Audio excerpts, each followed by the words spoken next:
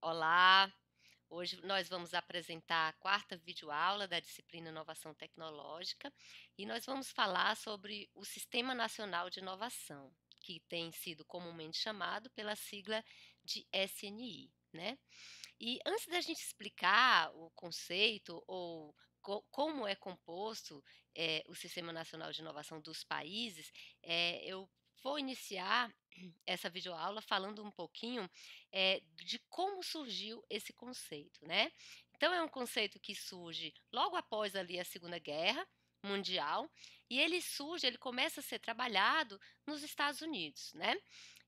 Lembrando que os países, sobretudo os países desenvolvidos, investiram muito em ciência e tecnologia, sobretudo relacionado à defesa, à área de defesa na Segunda Guerra, e depois dessa guerra, eles precisavam ver como alocar os recursos, como reestruturar a economia neste novo mundo, né?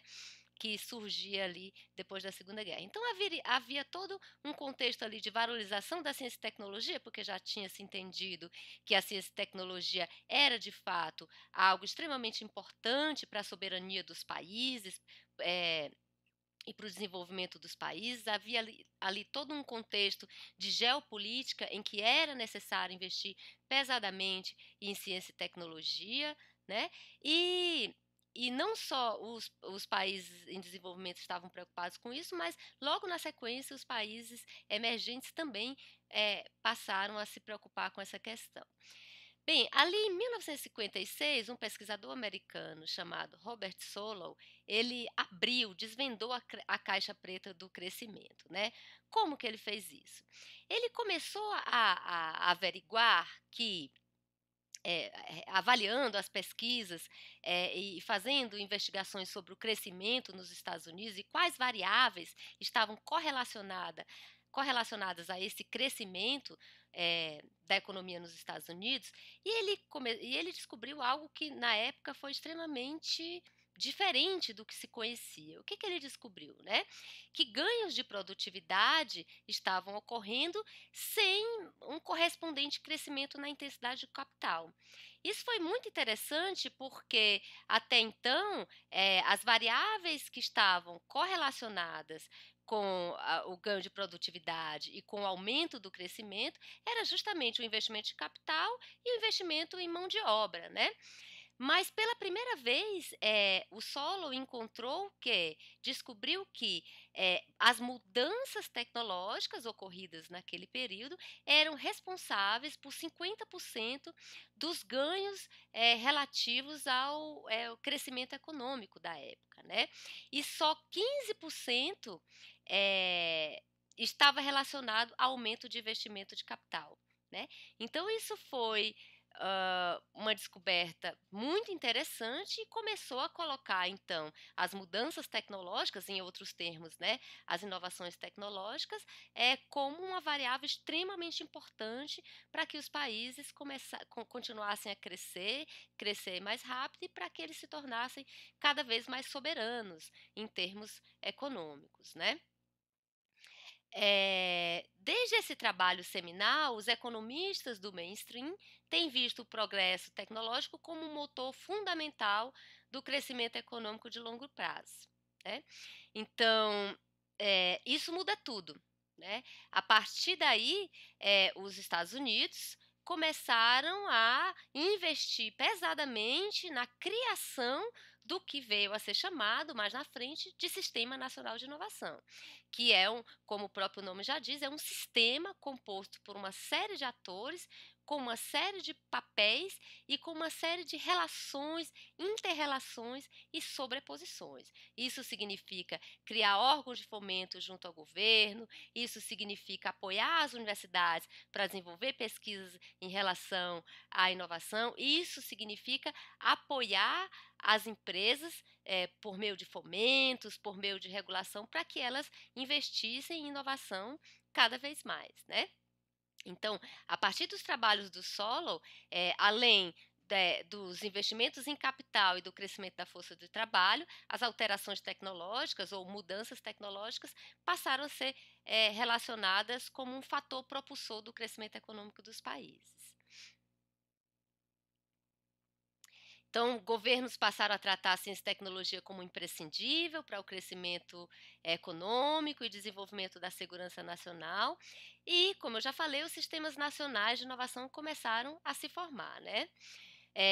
O objetivo, então, desses sistemas nacionais era construir essa malha de instituições, de agentes econômicos, científicos, públicos e privados, todos voltados para alavancar essa geração de conhecimento que iria, numa sequência, propiciar a geração dessas inovações ou estimular essas inovações nos países, né? Mais recentemente, nos anos 2000, um pesquisador chamado Etzkovich, ele lançou o conceito que veio a ser chamado de hélice tripla, né? Um pouco atrás, na década de 90, pesquisadores como Ludeval e outros lançaram esse conceito do Sistema Nacional de Inovação. E esse modelo teórico, né, chamado Sistema Nacional de Inovação, que já eu explico, ele foi sendo amadurecido, amadurecido até que chega nos anos 2000, e esse pesquisador também americano, chamado Etzkovitz, junto com outro pesquisador alemão, eles desenvolvem esse conceito do que seria hélice tripla, né?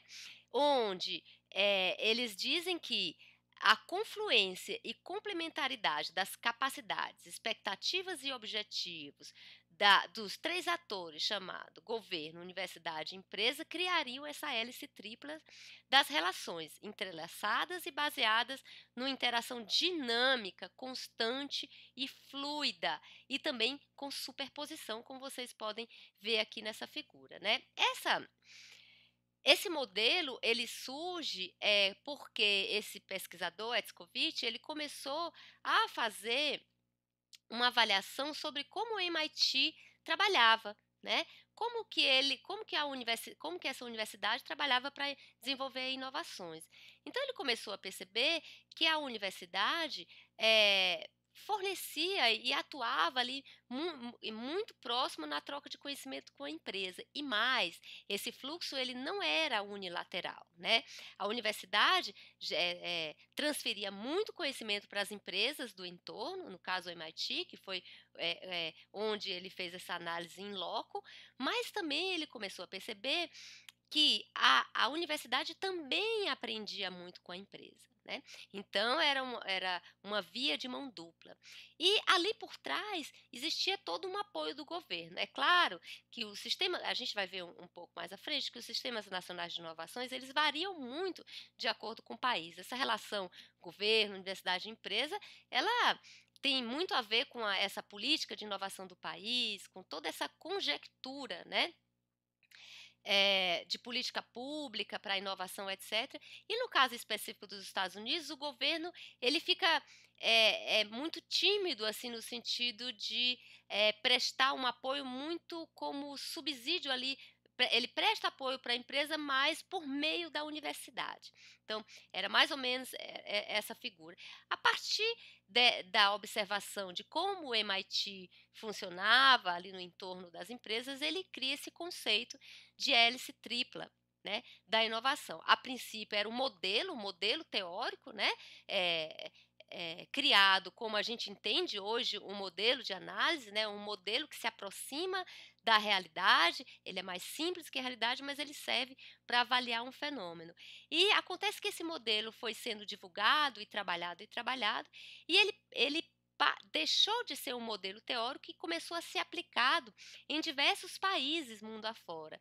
Bem, então, olhando aqui um pouco mais esse conceito da hélice tripla, né? E é tripla porque, a princípio, o que se via nos países era muito mais uma relação de intercâmbio entre empresa e universidade. Então, geralmente, um país que tem um sistema nacional de inovação imaturo, ele trabalha com uma hélice dupla de inovação, né?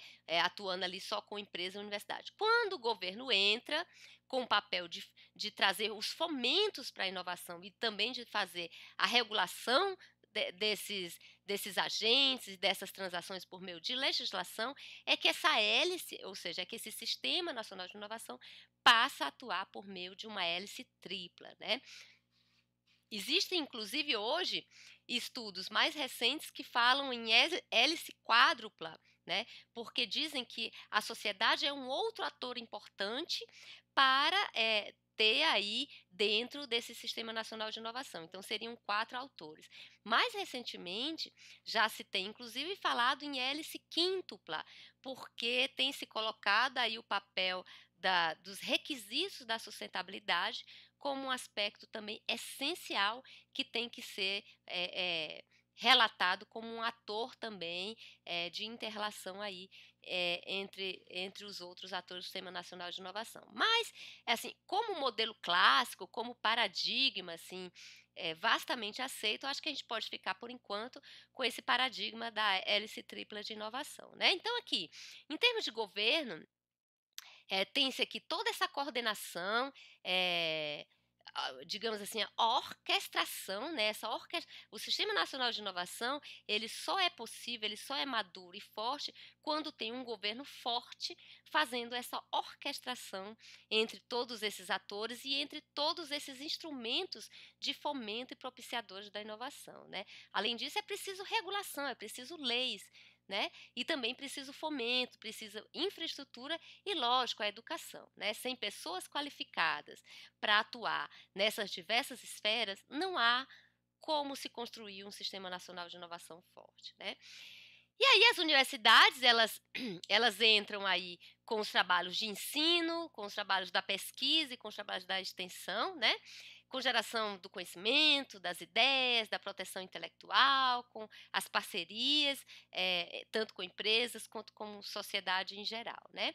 E as empresas entram com a inovação propriamente dita, né. Importante notar que por mais que o governo faça essa orquestração e elabore essa regulamentação e fomento para a inovação, embora a universidade ela gere o conhecimento, quem de fato, vai gerar a inovação propriamente dita são as empresas, né.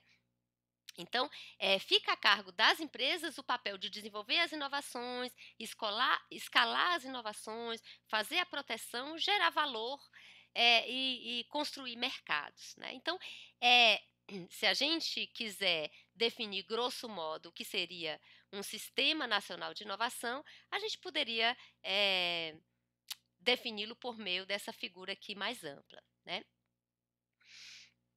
Então, como eu já falei, esse conhecimento é um conhecimento de espiral, contínuo, constante, não acaba nunca, a ideia é essa, e ele flui por todos os lados, não há um lado que só envia conhecimento, né. Então, esse conhecimento ele sempre vai e vem de todos os atores. Esse é o primeiro, grande pilar da hélice tripla, né. Um outro pilar é que as universidades, elas deixam de ter, um papel social secundário, só de ensino e pesquisa, e elas passam a assumir um papel primordial nessa questão da inovação, né, como geradoras de novas indústrias e novas empresas. É a terceira missão da universidade, lembrando que a primeira missão é pesquisa, a primeira missão é ensino, a segunda missão é pesquisa, e a terceira missão, que é uma missão, bem recente da universidade, das últimas 3 décadas, né, é a missão da extensão. E dentro dessa carteira de extensão, a universidade ela tem aí o dever de se aproximar da sociedade de diversas maneiras. Uma delas é por meio da transferência do conhecimento que ela gera nos seus laboratórios, para que esse conhecimento vire produto e vire tecnologia no mercado e assim alavanque a inovação do seu país. E ao mesmo tempo, esse conhecimento que ela gerou para o mercado possa voltar em termos de royalties para ela, para que ela não fique dependendo só do governo. Então, nesse sentido da hélice tripla e do avanço do papel da universidade em relação à sociedade, a universidade passa a ter um papel muito mais primordial aí nesse desenvolvimento da inovação, né, muito mais relacionada aí ao que se chama da universidade empreendedora, que inclusive é uma linha de pesquisa bastante forte aí na inovação. Bem, Um outro pilar da hélice tripla é que no meio desses 3 grandes atores, universidade, governo e empresa, começaram a surgir uma série de organizações ditas híbridas, né, que são organizações, que ficam, né, que às vezes uma organização que surge dentro da universidade, mas que é realizada em parceria com empresas, que surge dentro do governo em parceria com as universidades e assim por diante, né. Então, além disso, começaram a surgir uma série de novas figuras, né, inclusive, assim, analisando o ambiente brasileiro, quando eu comecei a trabalhar com inovação do ponto de vista de pesquisa, que foi em 2006, existiam poucos atores desses, né. Que organizações híbridas são essas, né? As empresas de capital de risco, né, que são os fundos para todos esses novos tipos de inovação, os escritórios de transferência de tecnologia, porque esse processo de transferência de tecnologia, como a gente viu na última videoaula, eles são bastante complexos, eles carecem do entendimento muito profundo da legislação e muitas vezes a universidade, as agências de inovação da universidade, as empresas, etc., elas não detêm o conhecimento para fazer essa transferência de conhecimento de tecnologia sozinho. Então, essa figura dos escritórios de transferência de tecnologia é um tipo de organização híbrida que surge, né, com o amadurecimento do Sistema Nacional de Inovação. Só para vocês terem uma ideia, a Agência de Inovação da UFABC, ela tem feito algumas transferências de tecnologia, que são conhecimentos gerais na UFABC, mas ela faz isso com a ajuda de um escritório internacional de transferência tecnológica. Inclusive, é um escritório espanhol, mas que tem uma sede aqui em São Paulo. Surgem também outras organizações híbridas que são fundamentais aí para propiciar esse Sistema Nacional de Inovação, que são as incubadoras, né, que muitas vezes surgem dentro das universidades, são as aceleradoras, né, das startups, e uma série de outras organizações híbridas, né, que surgem, sobretudo, com esse advento também do Open Innovation, das inovações cada vez mais feitas de forma colaborativa, né. Então vocês podem ver que o Sistema Nacional de Inovação, ele pode ser um sistema bastante complexo, dependendo do grau de maturidade em que o país está. O Brasil avançou muito nesses últimos anos, mas evidentemente ainda há muito que avançar. Bem, mas é claro que aquela figura que eu mostrei anteriormente, só dos 3 atores, é uma simplificação, do modelo, né, uma simplificação da realidade. Esse modelo aqui, ele traz um modelo, desenvolvido por Freeman e Lundvall, que são os 2 pesquisadores que primeiro desenvolveram as bases teóricas do Sistema Nacional de Inovação, e ele traz um aparato muito mais complexo, né, do que seria o Sistema Nacional de Inovação. Então, observe aqui, começando dos aspectos mais internos para os mais externos, que o Sistema Nacional de Inovação, ele precisa de uma rede de inovação global, ele funciona por meio de sistemas regionais de inovação, ele também funciona em conjunto com os clusters de indústrias, né? E então, dentro disso tudo, tem as empresas e as competências internas e externas dessas empresas, tem os grupos de pesquisa dessas empresas, o sistema científico, todas as instituições de apoio, muitas vezes formadas ali por aquelas instituições híbridas, né?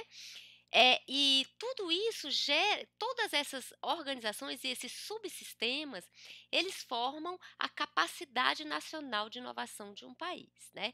Mas, obviamente, essa capacidade de inovação de um país, ela ainda depende de uma série de fatores ambientais, né? E quais fatores ambientais são esses? São os fatores relacionados, por exemplo, ao contexto macroeconômico e regulatório, à infraestrutura de comunicação, aos fatores ali condicionantes de mercado, aos produtos condicionantes do mercado e ao sistema educacional e de treinamento, né? Então, muitas vezes um sistema nacional de inovação é bem estruturado, bem azeitado, mas não há ali fatores ambientais que estão propiciando para que esse sistema nacional de inovação obtenha sucesso. Então, assim, eh, via de regra, para que um Sistema Nacional de Inovação seja bem-sucedido num país, é preciso que muita coisa esteja aí, eh, propiciando e bem organizada para que isso ocorra, né, quer dizer, e isso depende de muitos fatores. É muito complexo, como o próprio nome já diz, é um sistema, né, portanto, é algo muito complexo. Alguns autores avaliam o Sistema Nacional de Inovação por meio da teoria da complexidade, inclusive. E no fim, né, a forma como esse Sistema Nacional de Inovação é constituído é o que vai gerar o desempenho do país em termos de uma nação inovadora ou não inovadora. Bem, então, só aqui para finalizar, fazendo um resumo, a base de suporte desse Sistema Nacional de Inovação, carece de uma educação e treinamento, políticas fiscais e monetárias e comerciais, apoio intenso às universidades, forte indústria de defesa com impacto em eletrônica, computação, espacial, saúde, padrões e métricas para inovar, regime patentário forte e, obviamente, uma estrutura importante de venture capital, né? E como não poderia deixar de ser também um sistema regulatório amigável aos negócios, né? Bem, agora vamos falar especificamente aqui do Brasil, né? Como é o Sistema Nacional de Inovação do Brasil? Então, assim, o Sistema Nacional de Inovação do Brasil é um sistema incompleto, apesar de hoje já ser composto por muitos atores, né? Possui um quadro institucional muito complexo, com muitas leis, muitas regulações, leis por vezes difíceis de entendimento, o que é uma grande crítica do SNI brasileiro, porque o que muitos críticos dizem é que até há fomento disponível no Brasil. Inclusive, na segunda aula, a gente viu que o governo brasileiro, em termos de investimento do PIB, a gente investe 1,2% em ciência, 1,2% do PIB em ciência e tecnologia. Desses 1,2%, o governo investe os 60% dos 1,2%. Se comparado a outros países, sobretudo países desenvolvidos, a gente viu ali comparativamente que o governo brasileiro até que investe muito, né? Ele tem um bom peso, porque outros países, como Estados Unidos, Japão, Alemanha, o peso do governo é bem menor. O governo investe 40% do PIB em ciência e tecnologia, enquanto as empresas investem pesadamente 60% e até 70%, né? Então, assim, é claro que 1,2% para uma empresa, para um país que quer ser inovador, é pouco. Né? Coreia do Sul investe mais do que 4% do seu PIB. Mas dentro desse pouco, o governo é quem está investindo mais. Né? Então, esse é um dado importante que a gente não pode esquecer. Agora, aqui a gente vai discutir o seguinte: quer dizer, será se o governo investe bem esses 60% do 1,2%? Né? E aí, muitas análises diz que não. Né? E um dos aspectos para que vão aí corroborar para esse investimento feito de uma maneira que não é muito adequada é que assim o sistema de leis e regulação muitas vezes é tão complexo que só quem consegue entender e que consegue se beneficiar de leis como, por exemplo, uma lei fiscal de inovação como a lei do bem, são grandes empresas, porque as pequenas e médias não têm uma infraestrutura ali, muitas vezes, de um escritório de advocacia potente, de pessoas dedicadas só para entender como que elas podem se beneficiar da lei do bem. Então, no frigir dos ovos, muitas vezes o governo acaba dando subsídios para a inovação a grandes empresas. Né? E a gente pode imaginar que grandes empresas poderiam inovar sozinhas, não precisavam do governo. Então, o que elas fazem é guardar o dinheiro delas, porque elas recebem o subsídio do governo para essas atividades inovadoras, inovativas. Então, de fato, há de fato muitos aspectos a serem avaliados, né? Então, além desse quadro institucional complexo de regulamentação para inovar, a grande dificuldade de definir prioridades e efetuar a coordenação das ações de governo com outros atores. Já já a gente vai ver que dos anos 2000 para cá foram eleitos temas de colaboração e cooperação para a inovação, mas isso é mal articulado no frigir dos ovos pelo governo, né.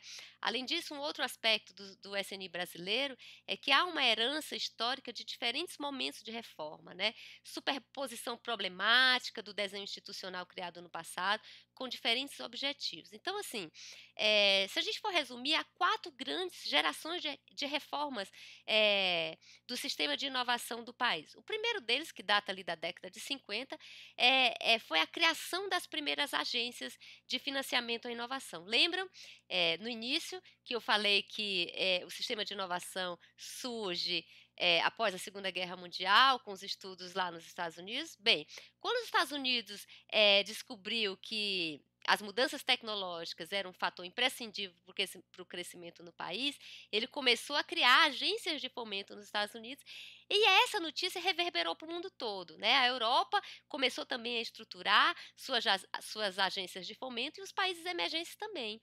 E o Brasil não ficou atrás, né. O Brasil criou suas primeiras agências de fomento ali na década de 50. Isso foi super importante, né, porque é ali que surge o CNPq, e uma série de outros órgãos que existem até hoje como financiadores da pesquisa e da inovação no país, né.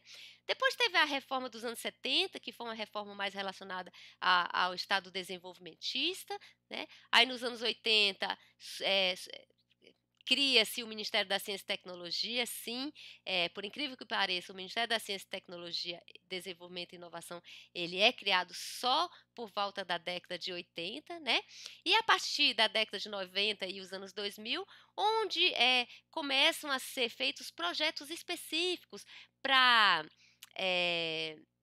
propiciar a inovação num setor, em outro, numa área, em outra área, né. Então, vamos ver aqui uma linha do tempo da criação de todos esses instrumentos de fomento, à inovação nesse ambiente institucional, brasileiro. Então aqui olha, mais ou menos ali ó, em 1990 os anos 2000, houve a criação dos fundos setoriais, né, para inovação, fundos setoriais de investimento para inovação. Então, surge fundos setoriais em diversos setores, telecomunicações, saúde, uma série de outros setores. Surge também o CGEE, que é o Centro, de Gerenciamento de Estudos Econômicos. É este órgão no governo que é um dos grandes responsáveis pelos estudos prospectivos de inovação do governo. Lembram da nossa aula de prospecção tecnológica?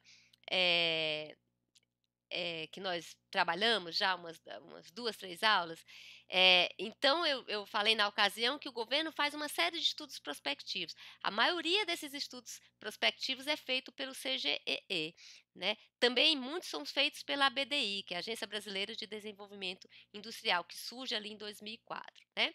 Em 2003 surge uma política muito importante para a inovação, que é a Política Industrial Tecnológica de Comércio Exterior, chamada PITSE, né. Em 2004 é um grande marco para a inovação no país, porque surge a lei de inovação, a primeira lei de inovação, né.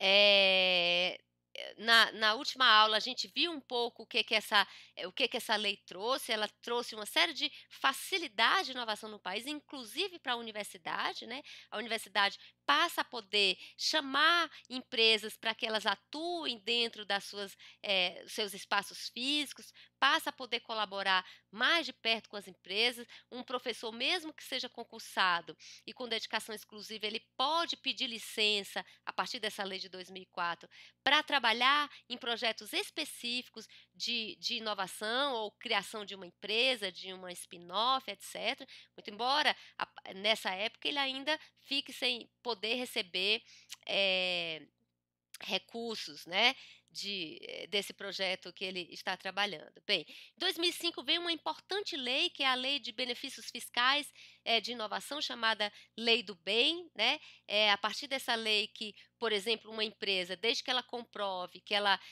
contratou um mestre e um doutor, para um laboratório de inovação, ela não precisa, ela fica isenta de pagar os encargos, desses trabalhadores para o governo. Então ela acaba tendo ali uma série de benefícios fiscais, se ela comprovar que ela está trabalhando ali com a inovação. Aí 2007 tem o Plano de Ação de Ciência, Tecnologia e Inovação, o PACT, e a partir aqui daqui para frente começam os planos específicos, como eu já falei, para desenvolver alguns setores, né. Esses planos, eles têm início, meio e fim, né, mas o fato é que eles, as análises indicam que eles não tiveram muito sucesso, porque, eh não articularam bem ali o trabalho, o desenvolvimento da inovação entre os setores e nem entre os atores, etc. Então, olha, temos aqui o Plano Brasil Maior, que foi um plano aqui da presidente Dilma, por exemplo, que também não teve muito sucesso, ele elencou algumas áreas para investimento em inovação. Em 2013 a gente teve a criação da Embrapi, que tem sido, eu tenho acompanhado os trabalhos da Embrapi no desenvolvimento aí e apoio às empresas e à inovação, tem sido um trabalho interessante, né.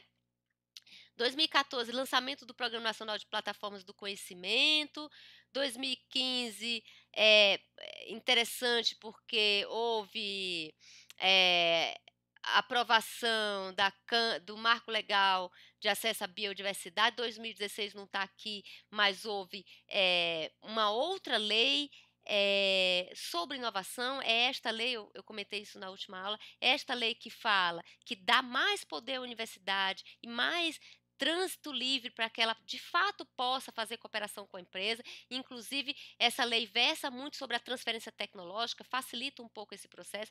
E a partir dessa lei de 2016, ela diz que o professor pode sair para desenvolver uma spin-off ali e transformar a pesquisa dele em um produto, e ele pode continuar, pode receber, desde que isso seja comprovado, recursos aí desse novo projeto, né. Claro que a licença aí que ele vai tirar é por um tempo determinado, né. E mais à frente, em 2018, há 2 anos atrás, surge, a regulamentação da lei, um decreto para regulamentar a lei, e aí ele versa praticamente só sobre os processos de transferência de tecnologia, facilitando esses processos, né. Mas enfim, são muitos, esses projetos específicos para fomentar algum setor. Por exemplo, ano passado, o governo lançou um projeto específico para fomento da área de inovação, da área de inteligência artificial, né.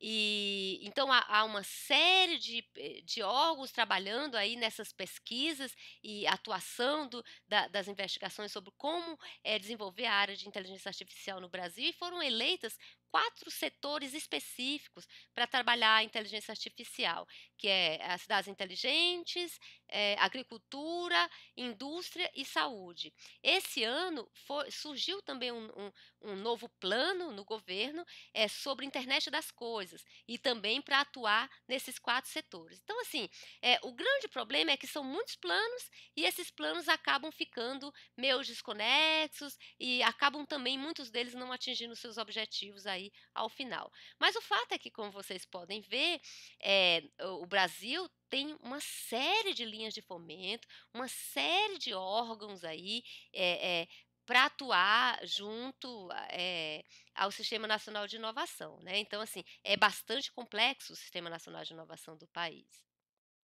Agora, há muito a avançar, principalmente no que diz respeito ao estreitamento das relações entre os diversos atores que compõem o Sistema Nacional de Inovação. Como eu sempre digo, quer dizer, aqui parece que a empresa está de costas para a universidade, né, que está de costas para o governo. Os 3 atores principais no Brasil não se falam. Se a gente vai nos Estados Unidos, um professor, dos cursos que eu conheço, por exemplo, que são os cursos da administração, ele tem lá, né, o crachá dele, o nome dele, o nome da universidade que ele atua e logo abaixo o nome da empresa que está patrocinando o projeto de pesquisa atual dele. Então, assim, a relação é muito mais próxima entre universidade e empresa, né. Eu percebo que, assim, nesses últimos 8 anos, 6 anos, tem havido uma maior aproximação da universidade e empresa, por esse advento da inovação aberta, do Open Innovation, né, desse aquecimento do mercado aí com as startups, né, com a criação de muitas de muitas startups spin-offs dentro da universidade, com a necessidade que a universidade está tendo de transferir tecnologia, então ela tem procurado mais as empresas, né, e com o advento do surgimento dessas empresas mais ágeis, mais flexíveis, que são as startups, elas têm sim procurado mais os institutos de pesquisa, as universidades. Então eu acho que a coisa começou a andar, né. Antigamente as empresas viam, a universidade como um elefante branco, né. E hoje a coisa está mudando um pouco de figura. Se já está numa situação ideal, eu acredito que ainda estamos um pouco longe, mas pelo menos já estamos nos movimentando. Então, assim, em resumo, como avaliação, o sistema de tecnologia e inovação são peças recentes no mapa de crescimento brasileiro. A tradição trata isso como subproduto do crescimento e não como pré-requisito. Isso é muito importante, né? Quer dizer, a relação é a posteriori e não como fundamento, né, da inovação, não como pré-requisito. Eh, a formação do sistema se deu em fascículos, como eu falei naquela linha do tempo, é assim, não formou-se de uma única vez ou em uma única década, isso vem sempre sendo formado, sempre sendo complementado. O grande problema é que, às vezes, um novo órgão, uma nova instituição acaba batendo de frente com a política anterior, né? Então, no frigir dos ovos, é um sistema nacional de inovação imaturo e ainda incompleto, apesar de, como eu já falei, ter muitos atores, né? E muitas leis e muita regulamentação, né? Então, no meio disso tudo, no meio dessa grande quantidade de atores, dessa complexidade de regulamentação, há uma grande dificuldade de definir prioridades e definir vocação do país, né? O governo atual fica falando que a nossa vocação é agricultura, mas é muito interessante que esses dias o professor Cedric da UFABC, nosso colega, muito provavelmente professor de vocês, ele fez um vídeo para a Sociedade Brasileira de Promoção da Ciência, na qual ele falava que é preciso mais de uma tonelada. O Brasil vende o preço da venda de uma tonelada de soja para o exterior é o preço da compra de 2 smartphones último modelo. Então, quer dizer, a gente de fato precisa ver qual é a prioridade, né, da inovação no país. O que é prioridade? Qual é a nossa vocação? Como que nós podemos agregar valor no tipo de desenvolvimento que a gente faz aqui dentro, né? Que as commodities são importantes, que elas vão ser cada vez mais essenciais daqui para frente, sem dúvida. Mas a gente também precisa, em paralelo, trabalhar com produtos de maior valor agregado. A que herança nós devemos renunciar, né? Nós devemos renunciar principalmente à herança de uma ciência desconectada da sociedade, com viés de enclausuramento acadêmico e fragmentada institucionalmente, disciplinarmente, né? É preciso uma universidade mais próxima à sociedade, mais próxima às empresas, é preciso uma pesquisa mais transdisciplinar e é preciso uma regulamentação mais institucionalizada, né? É preciso um sistema nacional de inovação mais institucionalizado, mais azeitado, né? Também precisamos renunciar a essa herança de empresas com baixa tradição inovadora e acostumadas à proteção, seja a proteção do governo, seja a proteção da substituição das importações, como foi a realidade das empresas durante muitos anos aqui no Brasil e que atrasou sobremaneira o desenvolvimento tecnológico do país, né? Seja a herança de um Estado colonizado por lobbies e institucionalmente fragmentado. E, por fim, a herança de governos com aversão a políticas de longo prazo, né? Lembrando aqui que não há como se fazer planos consistentes de inovação a curto prazo, né? Lembrando que a China está hoje como ano passado a China foi o país que mais depositou patentes no escritório de patentes dos Estados Unidos. Então, ela depositou mais patentes do que o próprio Estados Unidos no escritório de patentes lá. E como que a China chega de um país pouco inovador, né, que simplesmente fazia cópias de produtos, para um país dos mais inovadores, né? Não foi à toa. Ela fez um plano de inovação longo de 20 anos.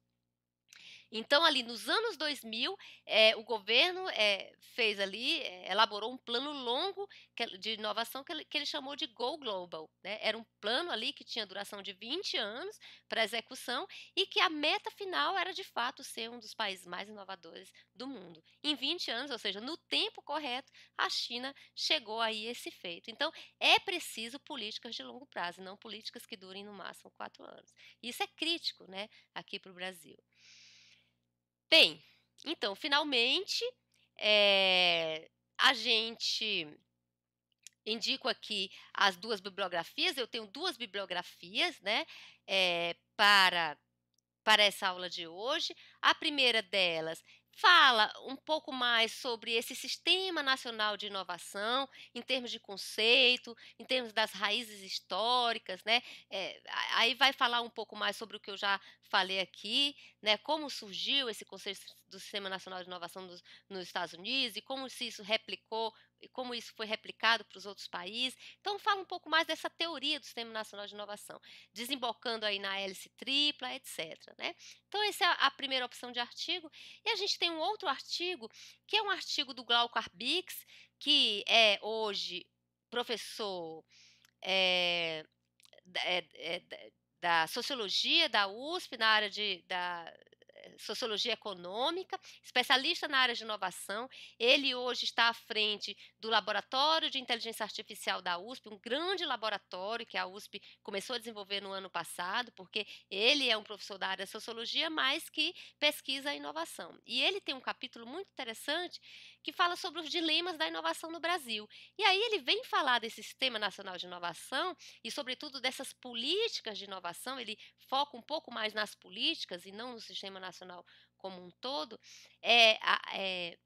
no Brasil. É interessantíssimo porque, a meu ver, é um dos maiores nomes para falar sobre esse assunto, o Glauco Arbix. Então, assim, de acordo com o tema que vocês mais gostem ou de acordo com o tema que vocês são mais deficientes, vocês escolhem um artigo para ler, porque a atividade dessa aula de hoje é exatamente para elaborar um reaction paper sobre um dos artigos que vocês escolherem, e fazer uma reflexão em cima disso, né. E para quem ainda não sabe, o que que é um reaction paper? Em português chama-se reação crítica a uma leitura feita. Interessante notar que um reaction paper é muito mais do que só uma síntese crítica, né. Reaction paper é aumentar um ponto em cima da leitura que você já fez. Então você, gente, nada demais, assim, nada de muito longo. No máximo, assim, vamos trabalhar em termos de uma página é o tamanho ideal, uma página e meia fica um pouco a mais, mas pode ser uma página e meia, e obviamente meia página não dá, né. Então assim, é escrever mais ou menos uma página sobre o artigo que você leu, claro, fazendo ali iniciando esse reaction paper com a síntese crítica, mas indo além, quer dizer, a partir daí, quais foram as reflexões que você fez, né? Quais são as articulações que você faz com esses conhecimentos aprendidos nesse assunto, com relação aos conhecimentos que você já aprendeu nas outras disciplinas, né? Quais outros textos vocês podem trazer que complementam essa aula de hoje? Quais são as outras visões que vocês podem trazer que complementam a aula ou o texto que vocês escolheram, né?